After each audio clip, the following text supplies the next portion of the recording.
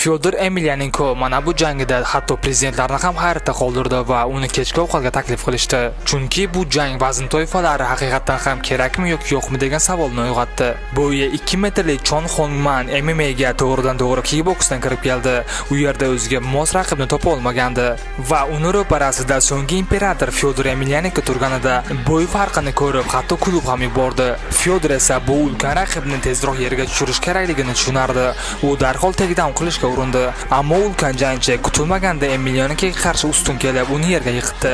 Fyodor o'zining mashhur usullardan birini qo'llashga harakat qildi, ammo birinchi urinishga natija chiqmadi va zarba qabul qilib olganini uni yuzidan bilishingiz mumkin. Shundan so'ng Emelianenko raqib bilan tik turib jang qilishga kirishmadi.